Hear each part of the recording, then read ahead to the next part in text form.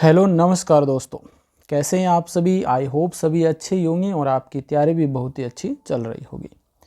देखिए NCERT complete science हम chapter wise शुरू कर चुके थे, जिसमें हमारा फर्स्ट चैप्टर हम डिस्कस कर चुके थे, जिसके अंतर्गत हम मेटल एंड नॉन मेटल यानी कि धातु और अधातु के विषय में 100 क्वेश्चन हमने डिस्कस किए थे भाई, जिसमें आपका पूरा का पूरा टॉपिक कंप्लीट हो जाता है और इसके अंतर्गत हर प्रकार के क्वेश्चन हमने डिस्कस किए थे।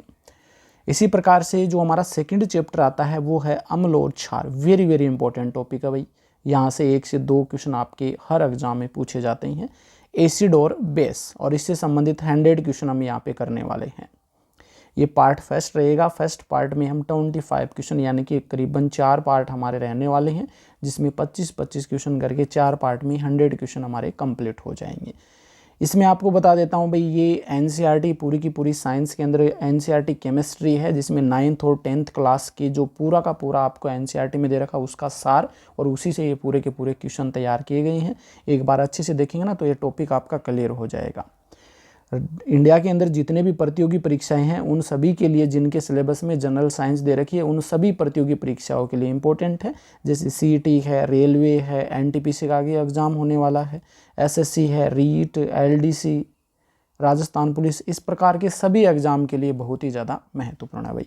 शुरू करते हैं। देखिए आज का जो हमारा पहला क्वेश्चन आता है, और फर्स्ट क्वेश्चन क्या कह रहा है भाई, अम्ल से संबंधित निम्नलिखित में से कौन सा कथन गलत है। अम्ल से संबंधित यहाँ पर कौन सा है जो गलत दे रखा है, अम्ल यानी कि एसिड। फर्स्ट जो ऑप्शन ये कह रहा कि ये स्वाद में कड़वा होता है। सेकंड कह रहा कि ये स्वाद में खट्टा होता है। थर्ड, ये नीले लिटमस को लाल कर देता है। और डी कह रहा कि क्षार के प्रभाव को खत्म कर देता है। आपको बता देता हूं भाई, एसिड और बेस की हम बात करें तो इनमें स्वाद की अगर बात आती है तो एसिड तो स्वाद में क्या होते हैं भाई, खट्टे होते हैं। एसिड तो स्वाद में खट्टे होते हैं और बेस जो होते हैं ये स्वाद में कड़वे होते हैं भाई। ये थोड़ा सा ध्यान में रख लेना। इसका मतलब फर्स्ट ऑप्शन ही गलत पूछा तो गलत फर्स्ट ही दे रखा, और यही आपका राइट आंसर हो जाएगा। फर्स्ट ऑप्शन ही राइट हो जाएगा। इसके अलावा ये सही है भाई, स्वाद में खट्टे होते हैं। नीले लिटमस को लाल कर देता है। एक फॉर्मूला होता है इसके लिए, अनिल नाम याद रख लेना भाई। अपना कोई दोस्त तो अनिल नाम का, तो उसको याद रख लेना। ऐसे अम्ल, नी से नीला लिटमस और लय से लाल, मतलब नीले लिटमस को लाल कर देता है आपका अम्ल जो होता है। क्षार के प्रभाव को खत्म करता है भाई। कोई भी क्षार लेते हैं, उस क्षार के साथ में अगर अम्ल की क्रिया करवाते हैं तो क्षार का प्रभाव खत्म हो जाता है, और इससे सोल्ट यानी कि हम क्या कहते हैं, लवण का निर्माण हो जाता है। तो यहाँ पर ये उदासीन कर देता है किसको, क्षार को। तो ये भी आपका सही है, मतलब फर्स्ट ऑप्शन आपका यहाँ पे गलत हो जाएगा। सेकंड क्वेश्चन देखिए भाई, सेकंड आपका क्षार से संबंधित दे रखा है। क्षार से संबंधित निम्नलिखित में से कौन सा कथन गलत। क्वेश्चन उसी प्रकार का, बस इसमें क्षार से संबंधित गलत कथन बताना है। देखिए क्षार जो होते हैं ये स्वाद में कड़वे होते हैं, ये बिल्कुल सही है। अभी हमने देखा था भाई इसको भाई, ये स्वाद में खट्टे होते हैं, ये गलत है भाई, क्योंकि ये स्वाद में खट्टे तो अम्ल होते हैं भाई। यानी कि ये आपका गलत हो जाएगा और यही आपका आंसर हो जाएगा। ये दे रखा सी आपका दे रखा, ये लाल लिटमस को नीला कर देता है भाई, लाल को नीला कर देता है। ये थोड़ा सा याद रखना भाई, वेरी वेरी इंपॉर्टेंट क्वेश्चन है भाई। जब अम्ल की बात आती है ना, अम्ल, तो अम्ल तो क्या करता है, नीले लिटमस को लाल कर देता है। ओके, और जब क्षार की बात आती है तो क्षार क्या करता है, लाल जो लिटमस होता है उसको क्या कर देता है, नीला कर देता है। ये दोनों में डिफरेंस है भाई। तो ये भी आपका सही है। ये अम्ल के प्रभाव को खत्म कर देता है। कहने का मतलब है अम्ल क्षार के प्रभाव को खत्म करता है और क्षार अम्ल के प्रभाव को खत्म करता है। तो ये भी बिल्कुल सही है, मतलब सेकेंड ऑप्शन यहाँ पर आपका गलत हो जाएगा भाई। आगे क्वेश्चन नंबर 3 की बात करते हैं। निम्नलिखित में से कौन सा एक संश्लेषित सूचक है भाई। इनमें से कौन सा जो संश्लेषित आर्टिफिशियल सूचक है, इंडिकेटर है, आर्टिफिशियल इंडिकेटर कौन सा भाई इसमें, वो बताना है। लिटमस, हल्दी, लाल पत्ता गोभी, मिथाइल ऑरेंज। देखिए लिटमस जो होता है ये लाइकेन से प्राप्त होता है भाई, ये आपका एक आर्टिफिशियल नहीं है, ये आपका क्या है, नेचुरल इंडिकेटर है। हल्दी आपको पता है अभी प्लांट से प्राप्त होती है, ये भी आपका नेचुरल इंडिकेटर है। पत्ता गोभी एक वनस्पति है, ये भी नेचुरल इंडिकेटर है। लेकिन ये जो मिथाइल ऑरेंज दे रखा ना, मिथाइल ऑरेंज, एक नाम और याद रख लेना भाई, फिनोफ्थेलिन, ये याद रख लेना। ये भी आपका क्या होता है, ये दोनों ही आपके क्या होती हैं भाई, संश्लेषित इंडिकेटर होते हैं, संश्लेषित सूचक होते हैं या आर्टिफिशियल इंडिकेटर होते हैं। 4th नंबर के क्वेश्चन की बात करते हैं। क्वेश्चन नंबर 4, लिटमस विलियन किस रंग का रंजक होता है? भाई लिटमस जो होता है इसका रंग कैसा होता है? वैसे तो जब हम अम्ल और क्षार में डुबोते हैं इसको तो इसका रंग परिवर्तित हो जाता है, लेकिन सामान्यतया इसका रंग कैसा होता है ये पूछा है। लाल होता है, बैंगनी होता है, हरा होता है या नीला होता है? तो ये बैंगनी रंग का होता है भाई, बी होगा, ठीक है ना, बैंगनी रंग का होता है। ओके, 5 नंबर के क्वेश्चन की बात करते हैं। लिटमस लाइकेन पादप से प्राप्त होता है। ये आपको पहला क्वेश्चन तो यही हो जाता है भाई, लिटमस प्राप्त किससे होता है? तो इसका जो आंसर है आपको पता है भाई, लाइकेन से प्राप्त होता है। ठीक है, तो ये लाइकेन कौन से पादप के समूह में आता है भाई, ये क्वेश्चन पूछा। ये लाइकेन किस में शामिल किया जाता है? ब्रायोफाइटा में, थैलोफाइटा में, टेरिडोफाइटा में या इनमें से कोई नहीं? तो आप सभी जानते हैं भाई, जो लाइकेन होता है ये एक सहजीवी जीवों का उदाहरण है भाई, सहजीवी का उदाहरण है। इसमें क्या होता है भाई, एक तो शैवाल होती है और एक कवक होती है। तो हम सवाल के अकॉर्डिंग बात करें तो ये आपका आता है भाई थैलोफाइटा के अंतर्गत आता है। ऑप्शन बी राइट हो जाएगा। ओके, और आपको याद बता देता हूँ, लाइकेन जो होता है ऐसा वातावरण जहाँ पर सल्फर डाइऑक्साइड उपस्थित होती है ना, उस वातावरण में ये वृद्धि नहीं करती है भाई, वृद्धि नहीं करती है। इसका मतलब ये किसका सूचक होता है? सल्फर डाइऑक्साइड का सूचक होता है। क्वेश्चन नंबर नेक्स्ट हम बात करते हैं 6 नंबर के क्वेश्चन की। लिटमस विलियन जब न तो अम्लीय होता है और न ही क्षारीय होता है तो यह किस रंग का होता है? ये अभी क्वेश्चन देखा था भाई, लिटमस का सामान्यतः रंग किस प्रकार का होता है? तो ये अभी हमने बात की थी। अगर किसी अम्ल में मिलाते हैं तो ये अम्ल जो होता है ये क्या करता है, नीले लिटमस को लाल कर देता है। क्षार में मिला देते हैं तो लाल को नीला कर देता है। लेकिन सामान्यतः होता किस रंग का है ये? तो आपको बता चुका हूँ, ये बैंगनी रंग का होता है भाई, डी हो जाएगा। 7 नंबर का क्वेश्चन है, ऐसे पदार्थ को क्या कहते हैं जिसके गंध से अम्लीय या क्षारीय प्रकृति का पता चलता है? मतलब गंध से, कोई भी ऐसा पदार्थ जिसकी गंध लेने से हमें पता चल जाए कि ये क्षारीय है, ये अम्लीय है, ऐसा पता चल जाए तो उसको हम क्या कहेंगे भाई, गंधीय सूचक कह देंगे, कृत्रिम सूचक कह देंगे, ऑक्सी सूचक कह देंगे, अनोक्सी। तो गंधीय है तो गंधीय सूचक ही हो जाएगा भाई, जिसकी गंध लेकर के हमें पता चल जाए कि ये क्षार है या अम्लीय है, या इस प्रकार से। 8 नंबर का क्वेश्चन क्या कह रहा है अभी, अम्ल क्षार से अभिक्रिया कर क्या बनाता है और हाइड्रोजन गैस निकलती है? वेरी वेरी इंपॉर्टेंट क्वेश्चन है भाई ये। जैसे यहाँ पर अम्ल है, अगर ये क्षार से क्रिया करेगा तो बनेगा लवण, तो लवण बनेगा और साथ में हाइड्रोजन गैस निकलेगी। अम्ल क्षार से अभिक्रिया कर तो लवण बनेगा और हाइड्रोजन गैस निकलेगी। जैसे एग्जाम्पल के लिए अम्ल यहाँ पर हम HCl ले लेते हैं और क्षार ले लेते हैं NaOH ले लेते हैं। ठीक है, अब ये अभिक्रिया करते हैं तो इससे H जो होता ना ये क्या करेगा भाई, ये NaCl की क्रिया हो जाएगी, NaCl बन जाएगा, यानी कि ये क्या है, साल्ट है, लवण है। साथ में हम बात करें ये क्या बच गया, HH बच गया है ना। एक तो आपका H2 निकल जाता है यहाँ से और एक आपकी हाइड्रोजन गैस निकल जाती है भाई। ठीक है, ये लवण बन जाता है और लवण के साथ में एक तो H2O बनता है और एक हाइड्रोजन गैस रिलीज होती है भाई। तो यहाँ पर क्या पूछा, अम्ल क्षार से अभिक्रिया कर क्या बनाता है और हाइड्रोजन गैस तो निकल रही है, मतलब ये क्या बनाएगा, सोल्ट बनाएगा, यानी कि लवण बनाएगा भाई। साथ में जल भी निकलता है और हाइड्रोजन गैस भी निकलती है। अगर ओनली हाइड्रोजन निकलता तो ये O कहाँ जाता भाई, तो ये H2O। ठीक है ना, ये थोड़ा सा ध्यान में रख लेना। और ये अभिक्रिया कौन सी होती है भाई, सोल्ट के निर्माण की? तो इस अभिक्रिया को याद रख लेना, उदासीनीकरण, उदासीनीकरण या न्यूट्रलाइजेशन अभिक्रिया होती है। इसके बाद में जो नेक्स्ट क्वेश्चन आता है, क्वेश्चन है 9 नंबर का, जब धातु के कार्बोनेट और बाइकार्बोनेट अम्ल से अभिक्रिया करते हैं तब लवण और जल के साथ कौन सी गैस उत्पन्न होती है? जब धातु के कार्बोनेट मतलब कोई भी धातु लेते हैं, जैसे यहाँ पर हम न लिख करके थोड़ा सा हम यहाँ पे लिख देते हैं भाई, अभिक्रिया कंप्लीट देख सकते हैं, Na2CO3 सोडियम कार्बोनेट हो गया ये। ठीक है ना, और एक हम लेते हैं बाइकार्बोनेट मतलब NaHCO3, ये बाइकार्बोनेट हो गया भाई। ठीक है, बाइकार्बोनेट ये धातु के कार्बोनेट और बाइकार्बोनेट अम्ल से अभिक्रिया करते हैं, कोई भी अम्ल लेते हैं, जैसे यहाँ पर HCl ले लेते हैं भैया, HCl ले लेते हैं, तब लवण व जल के साथ कौन सी गैस उत्पन्न होती है। मतलब यहाँ पर क्या बनेगा भाई, आपको बता चुका हूँ भाई, बेस और जब यहाँ पर क्या होता है, एसिड अभिक्रिया करते हैं तो सोल्ट बनता है, साथ में हाइड्रोजन गैस रिलीज होती है, ये अभिक्रिया होती है। यहाँ पर बता रहा है कि धातु के कार्बोनेट, ठीक है, बाइकार्बोनेट, ओके, ये अम्ल के साथ अभिक्रिया करते हैं तो लवण और जल तो बनता ही है, इनके साथ में कौन सी गैस निकलती है। देखिए भाई, लवण क्या बनेगा यहाँ पर, NaCl तो आपका लवण बन जाएगा, ओके। अब क्या बनेगा आगे, NaCl निकल गया, तो एक तो आपकी यहाँ पर हम बात करें तो H2O बन जाएगा एक, तो ये थोड़ा सा नीचे कर देते हैं भाई, ये जो अभिक्रिया ना, ये ऊपर आएगा नहीं, तो ये अभिक्रिया नीचे कर देते हैं। यहाँ पर एक बन जाएगा आपका H2O और साथ में गैस कौन सी निकलेगी। अब देखिए H2O यहाँ से निकल गया, लास्ट बच गई कौन सी गैस, तो CO2 गैस निकलती है भाई यहाँ पर। इसी प्रकार यहाँ पर करेंगे ना, तो एक तो बन जाएगा आपका NaCl बनेगा, NaCl तो बनेगा ही, साथ में H2O निकल जाता है और यहाँ पर भी कार्बन डाइऑक्साइड गैस निकलती है।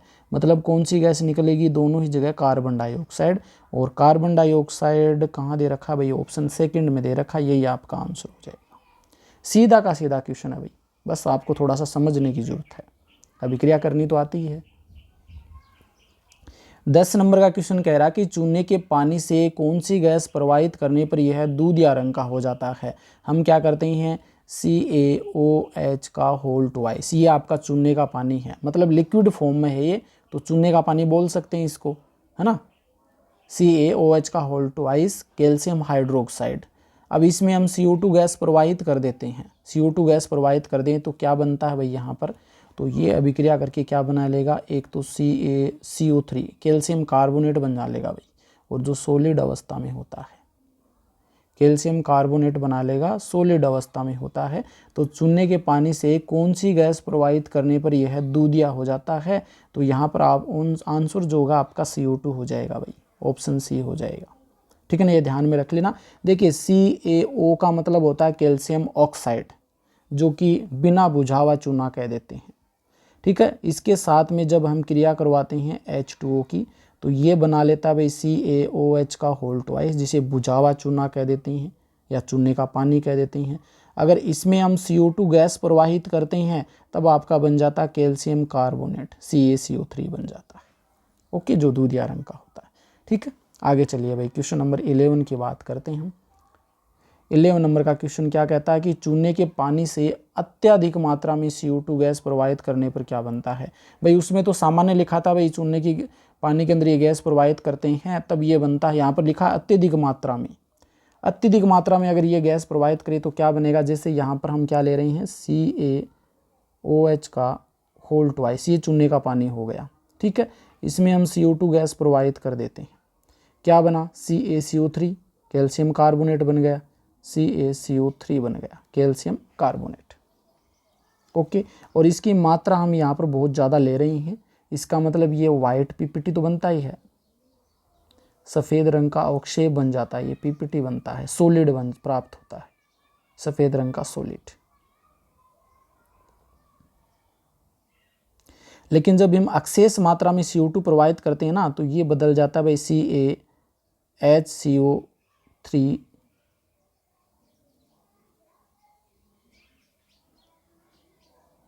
एक मिनट भाई, ये तो हमने पीछे अभिक्रिया करी वो हो गई, अगर अधिक मात्रा में करें तब क्या बनेगा, ये पूछा है यहाँ पर। ये हो जाएगा CaHCO3 का होल ट्वाइस हो जाएगा भाई, कैल्शियम बाइकार्बोनेट का निर्माण हो जाएगा। ये तो सॉलिड था, PPT के रूप में प्राप्त हुआ, जबकि ये आपका सोल्यूबल मिलेगा, मतलब ये लिक्विड फॉर्म में मिलेगा, वाटर में विलेय मिलेगा भाई, ये थोड़ा सा ये ध्यान में रख लेना है। इसका मतलब अधिक मात्रा में CO2 प्रवाहित करेंगे तो क्या बनेगा, कैल्शियम बाइकार्बोनेट बनेगा, ऑप्शन बी राइट हो जाएगा। 12 नंबर का क्वेश्चन देखिए भाई, निम्नलिखित में से कौन कैल्शियम कार्बोनेट का विविध रूप है, इनमें से कौन सा है जो कैल्शियम कार्बोनेट का विविध कैल्शियम कार्बोनेट से निर्मित होता है, ये हम कह सकते हैं इस क्वेश्चन के अकॉर्डिंग। भाई यहाँ पर चूना पत्थर होता है, ये कैल्शियम लाइमस्टोन कैल्शियम कार्बोनेट का बना होता है। अभी हमने देख लिया चाक जो हम बोर्ड पे लिखने में प्रयोग करते हैं वो भी कैल्शियम कार्बोनेट का बना होता है। संगमरमर ये भी कैल्शियम कार्बोनेट का, मतलब सभी यहाँ पर जो दे रखे हैं वो कैल्शियम कार्बोनेट से निर्मित होते हैं। 30 नंबर का देखिए भाई, 30 नंबर का क्वेश्चन क्या कह रहा है, अम्ल और क्षारक अभिक्रिया करके लवण और जल बनाते हैं, इसे क्या कहते हैं। भाई कई बार बात कर चुके हैं, एसिड के साथ में बेस अभिक्रिया करता है तो सोल्ट बनता है, H2 गैस निकलती है। H2O भी बनता है लेकिन H2 गैस ज़्यादा महत्वपूर्ण है भाई, ये पूछी जाती है, इस कारण H2 गैस निकलती है एसिड और बेस अभिक्रिया करके। तो इसको हम अपघटन अभिक्रिया, दहन अभिक्रिया, उदासीनीकरण अभिक्रिया कहते हैं भाई, उदासीनीकरण कह देंगे इसको। ओके, नेक्स्ट हमारा क्वेश्चन है 14 नंबर का क्वेश्चन। क्या कह रहा, धातु ऑक्साइड अम्ल के साथ अभिक्रिया करके लवण बनाता, साथ में जल बनाता है। धात्विक ऑक्साइड को क्या कहते हैं भाई, ये अभिक्रिया होती है लेकिन यहाँ पर जो धातु का ऑक्साइड उसको क्या कहा जाता है। देखिए भाई इसको थोड़ा सा समझना भाई, यहाँ पर जैसे यहाँ पर हम क्या ले रहे हैं कि एसिड के साथ बेस अभिक्रिया करता है तो यहाँ पर एक तो साल्ट बनता है और H2 निकलता है, सामान्य अभिक्रिया ये होती है भाई, ठीक है। अब यहाँ पर हम क्या कर रहे हैं, क्या ले रहे हैं भाई, एक हम ले लेते हैं धातु ऑक्साइड, मतलब MgO ले लिया हमने, मैग्नीशियम ऑक्साइड ले लिया, इसके अभिक्रिया करवा दी HCl के साथ में, अम्ल के साथ में अभिक्रिया करवा दी। अब आगे क्या बनेगा भाई, MgCl2 बन जाएगा। MgCl2 बन गया, मतलब ये क्या है भाई, लवण है, ये क्या है, लवण है। साथ में आपका क्या बन जाएगा भाई, जल बन जाएगा, H2O बन गया। ओके, तो ये तो आपका एसिड है, बना क्या यहाँ पर, लवण। तो यहाँ पर हम देखेंगे ना तो एसिड और बेस अभिक्रिया करके क्या बनाते हैं, सोल्ट बनाते हैं। सेम वही रिएक्शन यहाँ पर हो रही है, निर्माण सोल्ट का हो रहा है। इसका मतलब एसिड तो एक तरफ ले रहे हैं, दूसरी तरफ धातु ऑक्साइड ले रही हैं। इसका मतलब ये धातु ऑक्साइड किस रूप में कार्य करता है भाई, क्षारीय ऑक्साइड के रूप में कार्य करता है, क्षारीय ऑक्साइड के रूप में कार्य करता है। इसी कारण से ये उदासीनीकरण प्रकार की अभिक्रिया हो जाती है और लवण और H2O का निर्माण हो जाता है। तो ये MgO है, ये क्षारक के रूप में काम करता है, क्षारीय ऑक्साइड के रूप में कार्य करता है। 15 का देखिए भाई, जब कॉपर ऑक्साइड तनु HCl के साथ अभिक्रिया करता है तब यह विलयन, कॉपर ऑक्साइड तनु HCl के साथ अभिक्रिया करता है तो यह विलयन नीले हरित रंग का हो जाता है। यह किसके बनने के कारण होता है, किसके बनने के कारण होता है। देखिए copper oxide, copper oxide CuO, copper oxide, ठीक है। तनु HCl, कॉपर ऑक्साइड की हम बात कर रहे हैं, यहाँ पर डायलोट HCl साथ में ले रहे हैं, डायलोट HCl ले रहे हैं भाई साथ में। ओके, और इसकी अभिक्रिया हमने करवा दी तो यहाँ पर क्या बनेगा भाई, पेन दूसरा ले सकते हैं यहाँ पर, राइट, ठीक है। इसकी अभिक्रिया करवा दी तो यहाँ पर क्या बनता है भाई, ये Cu है, इसके साथ अभिक्रिया करके CuCl बना लेगा, CuCl2 होना चाहिए। ओके, CuCl2 बना लेगा भाई। ओके, साथ में क्या बनता है, यहाँ पर साथ में H2O बन जाता है भाई, ठीक है। तो ये CuCl2 क्या बन रहा है, लवण बन रहा है भाई, ये एक प्रकार से क्या है, लवण है। और वो ये अभिक्रिया अभी हमने देखी भाई, एसिड है, ये बेस के साथ अभिक्रिया करके क्या बनाता है, सोल्ट बनाता, साथ में H2O निकलता है। ओके, तो यहाँ पर क्या कर रहे हैं हम, डायलूट HCl ले रहे हैं, इसका मतलब ये तो एसिड है, एसिड है ना यहाँ पे। तो ये आपका CuO क्या हो जाएगा, ये बेस की तरह कार्य करेगा, मतलब ये जो आपका धातुइक ऑक्साइड होते हैं ये बेस की तरह कार्य करते हैं, ठीक है। तो यहाँ पर पूछा क्या है भाई, कॉपर ऑक्साइड HCl के साथ अभिक्रिया करता है तो ये विलयन नीले हरे रंग का हो जाता, तो किसके बनने के कारण होता है भाई, ये CuCl2 के बनने के कारण होगा भाई, कॉपर क्लोराइड के बनने के कारण होगा। ये ऑप्शन ए आपका राइट हो जाएगा। 16 नंबर का देखिए भाई, अधात्विक ऑक्साइड होते हैं, अधात्विक ऑक्साइड क्षारीय, अम्लीय, उदासीन और कुछ कहा नहीं जा सकता।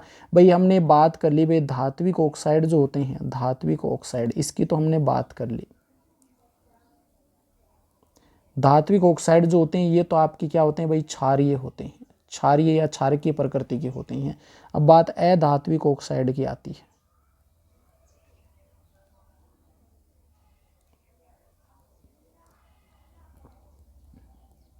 अधात्विक ऑक्साइड की आती, कैसे पता करेंगे, देखिए एक रिएक्शन कर लेते हैं, यहाँ पे कोई दिक्कत नहीं है भाई। जैसे यहाँ पर हम ले रहे हैं MgO ले लेते हैं भाई, MgO ले लेते हैं, साथ में हम CO2 ये ले लेते हैं। इनकी जब ये अधात्विक ऑक्साइड है ना, इसकी अभिक्रिया करवाते हैं तो ये आपका हो जाएगा Mg, एक मिनट रुकना भाई, इसको हम सोल्व करेंगे, एक मिनट। यहाँ पर MgCO2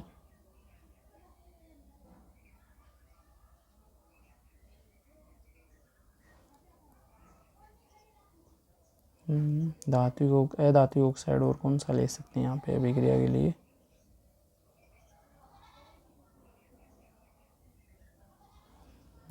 वो ले लेते हैं। एक मिनट देखिए भैया, अभी देखते हैं।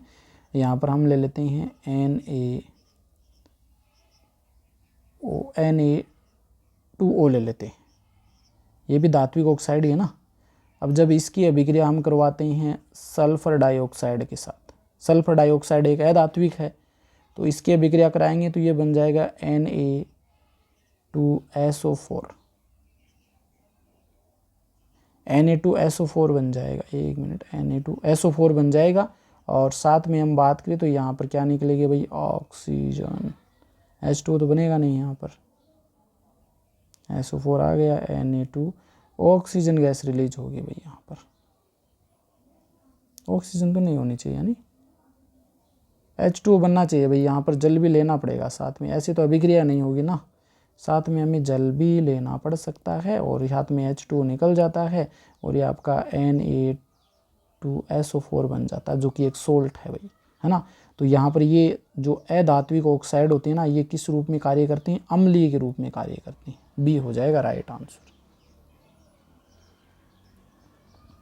देखिए भाई आगे 17 नंबर का क्वेश्चन देखिए, विलयन में विद्युत धारा का प्रवाह किसके द्वारा होता है भाई, विलयन में विद्युत धारा का प्रवाह किसके द्वारा होता है, आयनों के द्वारा, मुक्त इलेक्ट्रॉन के द्वारा, होल के द्वारा, या मुक्त इलेक्ट्रॉन और होल दोनों के द्वारा। भाई विलयन की हम बात करें, जब पॉजिटिव और नेगेटिव आयन होंगे ना, तभी तो विलयन का प्रवाह होगा। जैसे हम कोई भी बीकर ले रहे हैं, उसमें हम सोडियम क्लोराइड डाल रहे हैं, सोडियम क्लोराइड, तो जैसे ये इसमें डालेंगे ना, तो सोडियम आयन और क्लोराइड आयन में विघटित हो जाएंगे। जब ये विघटित होंगे ना, तभी इसमें क्या होगी भाई, विद्युत धारा का प्रवाह होगा। इसका मतलब आयनों में क्या होता है, विद्युत धारा का प्रवाह होता है। ऑप्शन फर्स्ट आपका राइट हो जाएगा। नेक्स्ट हम बात करते हैं क्वेश्चन नंबर 18 क्या कहता है भाई, निम्नलिखित में किसका विलयन विद्युत का चालन नहीं करेगा, इनमें से किसका विलयन है जो विद्युत का चालन नहीं करेगा, करंट या इलेक्ट्रिसिटी का चालन नहीं करेगा। सल्फ्यूरिक अम्ल, हाइड्रोक्लोरिक अम्ल, ग्लूकोज, एल्कोहल। भाई सल्फ्यूरिक अम्ल होता है, ये तो स्ट्रॉन्ग एसिड होता है, H2SO4। सल्फ्यूरिक अम्ल जो होता है स्ट्रॉन्ग एसिड होता है, तो इसका आयनन तो होगा भाई H+SO4- में, मतलब ये तो आपका क्या करेगा, विद्युत का चालन करेगा। HCl की हम बात करें तो ये HCl होता है, स्ट्रॉन्ग एसिड होता है, ये भी H+ और Cl- आयनों में टूट जाएगा, तो ये भी विद्युत का चालन करेगा। मतलब ये दोनों तो आपके विद्युत का चालन करते हैं। नहीं पूछा है, ग्लूकोज और एल्कोहल है ना, इनमें विद्युत का चालन नहीं होगा। इसका मतलब थर्ड और फोर्थ सी ऑप्शन आपका राइट हो जाएगा। 19 नंबर का क्वेश्चन देखिए भाई, निम्नलिखित में से कौन सा कथन असत्य है, इनमें से गलत कथन कौन सा वो बताना है। क्षारकीय विलयन विद्युत का चालन करते हैं, क्षारकीय विलयन जो होते हैं विद्युत का चालन करते हैं। अम्ल केवल जलीय विलयन में ही आयन उत्पन्न करता है, असत्य कथन बताना है। मतलब एक कथन छांटना इनमें और सभी सही मिलेंगे। अम्ल केवल जलीय विलयन में ही आयन उत्पन्न करते हैं। हाइड्रोजन आयन जल में स्वतंत्र रूप में नहीं रह सकते हैं, सभी क्षारक जल में घुलनशील होते हैं, सभी क्षारक जल में घुलनशील होते हैं। भाई क्षारकीय विलयन विद्युत का चालन कर सकते हैं, तो ये तो आपका बिल्कुल सही है भाई। अम्ल केवल जलीय विलयन में ही आयन उत्पन्न करते हैं, आयन उत्पन्न करेंगे तो ही उनमें विद्युत का चालन होगा, ये भी सही है। हाइड्रोजन आयन जल में स्वतंत्र रूप में नहीं रह सकते, आप सभी को पता है भाई। हाइड्रोजन जैसे यहाँ पर जल है ना, इस जल में अगर हाइड्रोजन आयन रिलीज हो रहा है, जैसे एग्जाम्पल के लिए यहाँ पर हम क्या कर रहे हैं, H+ आयन और यहाँ पर Cl आयन है, तो ये H+ क्या करेगा, H2O के साथ अभिक्रिया करेगा, तो H+ और H2O है, ये आपस में जुड़ करके H3O+ बन जाएगा, जो कि हाइड्रोनियम आयन कहलाता है। स्वतंत्र रूप से नहीं रह सकता, ये अभिक्रिया करके ये बना लेता है, हाइड्रोनियम आयन कहलाता है। सभी क्षारक जल में घुलनशील होते हैं, ये गलत हो जाएगा भाई। कुछ क्षारक ऐसे भी है जो जल में घुलनशील नहीं होते हैं। 20 नंबर का क्वेश्चन क्या कहता है, जल में घुलनशील क्षारक को क्षार कहते हैं।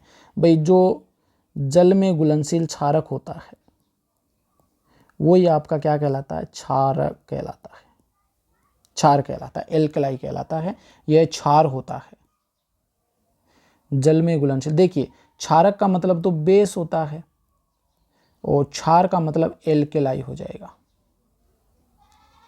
एल्कलाई हो जाएगा, ठीक है।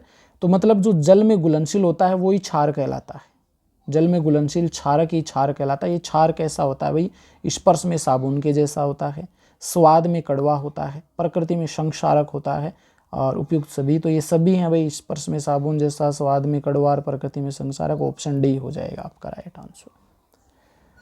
21वें नंबर का क्वेश्चन क्या कह रहा है कि क्षारक जल में उत्पन्न करते हैं। क्षारक जो होते हैं जल में क्या उत्पन्न करते हैं भाई, क्षारक जल में क्या उत्पन्न करते हैं। जैसे एग्जाम्पल के लिए हम बात करें तो NaOH, ये आपका क्या है भाई, सोडियम हाइड्रोक्साइड एक क्षार है। अगर इसकी अभिक्रिया हम H2 या किसी से भी करवा देते हैं तो जब ये जल में होगा तब ये क्या होगा भाई, ये उत्पन्न करेंगे Na+ आपका अलग और OH- आयन उत्पन्न करेगा भाई, है ना।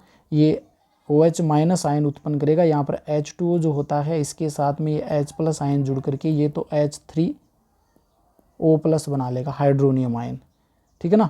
लेकिन ये OH आयन जो रिलीज होता है ये क्षारक जल में उत्पन्न करता है भाई, ऑप्शन ए हो जाएगा। 22 का क्या कह रहा है कि राहुल प्रयोगशाला में जल में सल्फ्यूरिक अम्ल मिलाने जा रहा था, तभी उसके शिक्षक ने उनसे सावधान रहने के लिए कहा और कहा कि मजबूत अम्ल या क्षारक जो भी है इसको हमेशा जल में धीरे धीरे और लगातार हिलाते हुए मिलाना चाहिए, क्योंकि जल में अम्ल और क्षारक की घुलने की प्रक्रिया किस प्रकार की होती है। आप सभी को पता भी, हम कभी भी पानी को एसिड में नहीं मिलाते, पानी को एसिड में नहीं मिलाते। क्यों नहीं मिलाते भाई, क्योंकि आप सभी को पता है अगर एसिड में पानी डालेंगे तो उस वहाँ पर अभिक्रिया कौन सी होगी, बहुत ज़्यादा मात्रा में एनर्जी रिलीज होगी, उससे वो बीकर वगैरह जो भी इस्तेमाल करे वो टूट सकता है। तो हमेशा कभी भी हम अम्ल में पानी नहीं मिलाते हैं, पानी में अम्ल मिलाते हैं। जैसे यहाँ पर हमने पानी लिया तो इसमें बूंद बूंद करके क्या करेंगे भाई, यहाँ पर अम्ल डालेंगे और इसको हिलाते हुए चलेंगे कि थोड़ा थोड़ा मिक्स होते हुए चले। और क्योंकि जल में अम्ल तथा क्षारक घुलने की प्रक्रिया किस प्रकार की होती है, अगर जल में अम्ल और क्षारक मिलाते हैं तो इससे एनर्जी रिलीज होती है भाई, उष्मा रिलीज होती है, उष्मा भी कह सकते हैं या एनर्जी रिलीज होती है। तो उष्मा निकलेगी बाहर, तो इस अभिक्रिया को उष्मा सेपी कह देंगे। मान लीजिए कोई भी है, जैसे अम्ल है, अम्ल के साथ में अभिक्रिया हो रही है, यहाँ पर जल लेकर के जल की अभिक्रिया करवा रहे हैं तो इससे उष्मा निकलेगी भाई, उष्मा रिलीज होगी और उष्मा निकलेगी तो ये किस प्रकार की अभिक्रिया होगी, उष्मा सेपी अभिक्रिया हो जाएगी,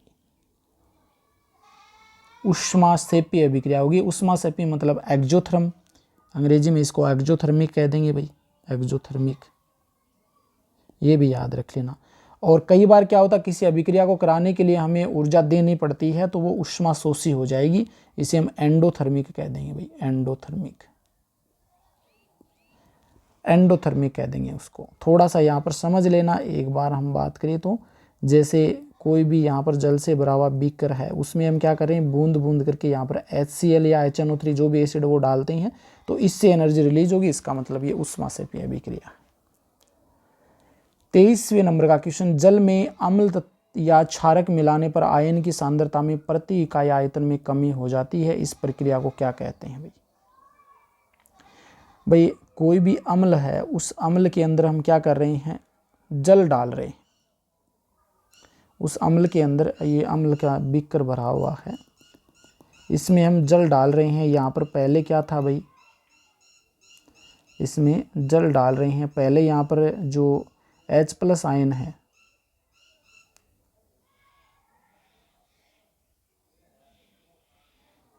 पहले यहाँ पर हम बात करें, देखिए H+ आयन है ना, H+ आयन है, इनकी संख्या आप कितने भी मान सकते हैं भाई, 15-20 जो भी है एग्जाम्पल के लिए। H+ आयन या फिर जो क्षार लेंगे तो OH+ आयन हो जाएगा। थोड़ा सा दोबारा से करते हैं इसको, इसमें हम H+ आयन हो गया भाई, ठीक है ना। और इधर हम यहाँ पे ले रहे हैं भाई, ये इसमें भी H+ आयन है। अब यहाँ पर हमने क्या किया, 1 मोल HCl लिया था, 1 मोल हमने HCl लिया और उसमें यहाँ पर H प्लस आयन की जो संख्या देखी तो टोटल आपकी यहाँ पर 10 हो जाएंगे, 10, 15, 20 जो भी है वो मान सकते हैं भाई। ठीक है, 1 मोल यहाँ पर हमने क्या कर लिया, एसिड का तो 1 ही मोल है, एसिड का तो 1 ही मोल, लेकिन जल की मात्रा हम बढ़ा रहे हैं।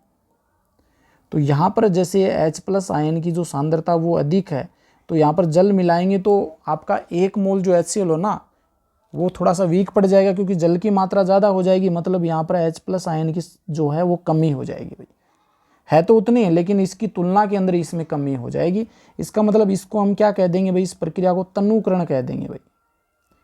मतलब एसिड या क्षार में अगर जल मिलाते जाते हैं तो वो तन्नुकरण अभिक्रिया कहलाता है, जिसके कारण उसे हम तन्नु बना सकते हैं। 24 नंबर का क्वेश्चन क्या कहता है, अगर किसी विलयन का पीएच 7 से अधिक है, पीएच की हम बात करें, देखिए पीएच की अभी पूरी चीज़ आपको यहाँ पे समझा देंगे। 7 से अधिक पीएच है तो इसका मतलब विलयन में क्या होगा, जैसे यहाँ पर हम बात करिए बीच में आपका 0 है भाई, 0 के बाद में इधर चलें तो देखिए 1, 2, 3, 4, 5, 6 और ये 7, इधर चलेंगे तो देखिए भाई, एक मिनट थोड़ा सा हमने गलत ले लिया ना, थोड़ा सा इसको सही करते हैं भाई, ऐसे तो आपको थोड़ा समझने में दिक्कत हो सकती है।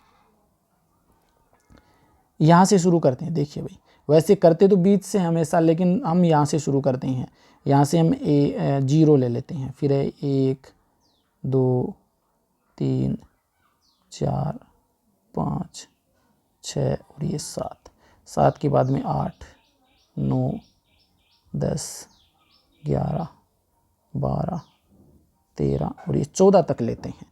और यहाँ पर देखिए ये 0 है और यहाँ पर ये जो 7 आ रहा है ना, 7 ये वाला जो स्थिति है, ये जो 7 स्थिति है ना, ये 7 आपकी न्यूट्रल है भाई, उदासीन कह सकते हैं इसको, एन से रिप्रेजेंट कर देता हूँ, ये न्यूट्रल है, मतलब ये न्यूट्रल अवस्था है 7 नंबर पर। ठीक है, अगर इससे नीचे जाएंगे ना तो आपका अम्ल है वो स्ट्रोंग होता हुआ चला जाएगा, नीचे जाएंगे तो अम्ल स्ट्रोंग होता हुआ चला जाएगा, ऊपर जाएंगे तो क्षार आपका स्ट्रोंग होता हुआ चला जाएगा। मतलब अगर आपका पीएच है, यहाँ पर पीएच 8 दे रखा है, 8 पीएच है, इसका मतलब वो क्या है, वीक क्षार है भाई, दुर्बल क्षार कह सकते हैं इसको। अगर आपका यहाँ पर पीएच दे रखा है 13, यह आपका स्ट्रोंग क्षार हो जाएगा, स्ट्रोंग क्षार हो जाएगा। ओके, अगर इसी प्रकार आपका पीएच दे रखा है भाई 5, इसका मतलब ये क्या हो जाएगा, वीक एसिड हो जाएगा। अगर आपका पीएच यहाँ पर दे रखा है 2, इसका मतलब ये स्ट्रोंग एसिड हो जाएगा।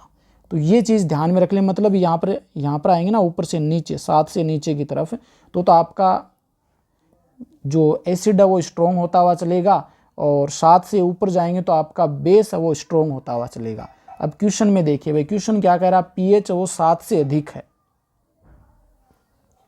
पीएच ये 7 से अधिक है भाई, 7 से अधिक मतलब ये क्षार है, इसका मतलब क्षार है, पीएच 7 से अधिक है। अगर H प्लस आयन जैसे जैसे ऊपर जाएंगे ना तो H प्लस आयनों की संख्या बढ़ती हुई जाएगी भाई, और ऊपर हम स्ट्रॉन्ग बेस की तरफ जाएंगे तो OH माइनस आयन की संख्या बढ़ती हुई जाएगी। ठीक है ना, तो यहाँ पर पूछ रहा है कि अगर किसी विलयन में पीएच 7 से अधिक है, इसका मतलब क्या होगा, हाइड्रोनियम आयनों की संख्या अधिक होगी, हाइड्रोजन आयनों की संख्या अधिक होगी, ये तो नहीं होगा भाई, हाइड्रोक्साइड आयनों की संख्या अधिक होगी, हाइड्रोक्साइड आयन की संख्या कम होगी। तो यहाँ पर हम बात करें, देखिए भाई हाइड्रोनियम है तो ये भी नहीं होगा, अगर H प्लस आयन रिलीज हो रहा है तो ये H2O के साथ अभिक्रिया करके क्या बना लेगा, H3O प्लस बना लेगा हाइड्रोनियम आयन, ये तो नहीं होगा, मतलब ये भी गलत है। और हाइड्रोजन आयन की सांद्रता ये भी गलत, हाइड्रोक्साइड आयन की संख्या कम हो जाएगी, ये भी नहीं होगा भाई, क्षार है, इसका मतलब सी आपका सही होगा, यहाँ पर सी आपका यहाँ पे सही हो जाएगा। आज का हमारा अंतिम क्वेश्चन है भाई, निम्नलिखित में से कौन सा कथन है सत्य है, गलत कथन कौन सा यहाँ पर वो देखना है कि अधिक H प्लस आयन देने वाले अम्ल प्रबल होते हैं, यानी कि H प्लस आयन अधिक देते हैं संख्या में तो वो क्या होंगे भाई, प्रबल अम्ल होंगे, प्रबल अम्ल होंगे। अधिक OH आयन देने वाले, अगर OH आयन है ये अधिक है संख्या में दे रहे हैं कोई भी, तो वो क्या होगा भाई, वो आपका प्रबल क्षारक होगा। ओके। कम H+ आयन देने वाले अम्ल, कम H+ आयन देने वाले अम्ल प्रबल अम्ल होंगे। ये गलत हो जाएगा भाई, क्योंकि यहाँ पर प्रबल तो हम पहले ही कर चुके हैं भाई। कम देने वाले तो दुर्बल अम्ल होंगे। अगर कम H+ आयन दे रहे हैं तो वो तो दुर्बल अम्ल होंगे, इसका मतलब यही गलत हो जाएगा, सी गलत है यहाँ पर।